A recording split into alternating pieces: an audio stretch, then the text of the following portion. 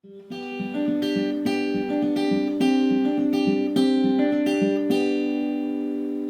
welcome back to another one chart lesson. Today we're asking the question, do you have the right capo for your guitar? It may seem like a dumb question, but a lot of people don't realize that there are two types of capos designed for two different types of guitars. One type of capo fits your steel string acoustic guitar as well as your electric guitar, and the other type of capo will fit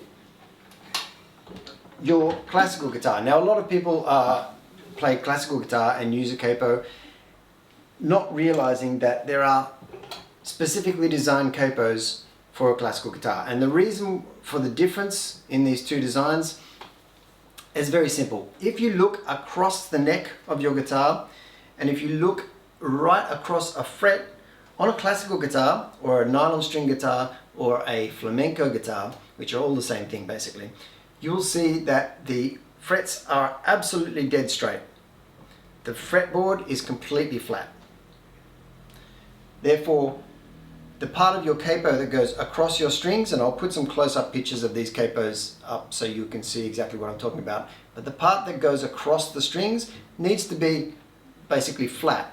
Whereas on your steel string acoustic guitars and your electric guitars, if you look across the neck the same way, straight across the fret, you will see that it's ever so slightly curved. This is called the fretboard radius, and it's because of a very slight curve across your fretboard that your frets are also curved. So if you can imagine, when you put a flat capo across a slightly curved fingerboard, the strings on the outside might not get enough pressure. They might, sometimes it does work, but they might not get enough pressure to clamp down cleanly, and your capo will have some rattles or some muffled notes in it, even when you strum across the open strings. If you get some rattles on the outside strings, make sure you're using the right capo. Flat one for a classical guitar, slightly curved one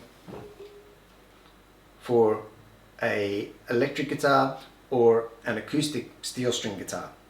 Two basic differences. The other thing that you will realize as well is that if you look at the classical capo on the left, on my left, and the electric capo on the right, the actual arm that goes across the strings is longer on a classical capo than it is on an electric capo. And that is because necks are wider on classical guitars than they are on steel strings. And that's it.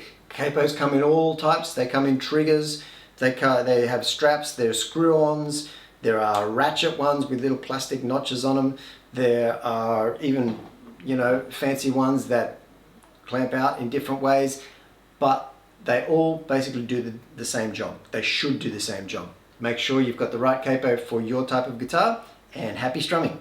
If you want to know more about how to use a capo and what it means for transposing chords and how to figure out where to put, on what fret to put your capo in order to play easy open chords, which is what most of us use a capo for, which is to transpose a song which might have tricky bar chords into a position on the neck where we can play easy open chords. If you want to learn how to do that, watch my other video. I'll put the link below, and that will sort of explain more about what you're doing when you put a capo on the neck in terms of notes and pitches and keys and chords. So I hope to see you there soon, and we'll talk some more about capos then. Thanks a lot. Bye for now.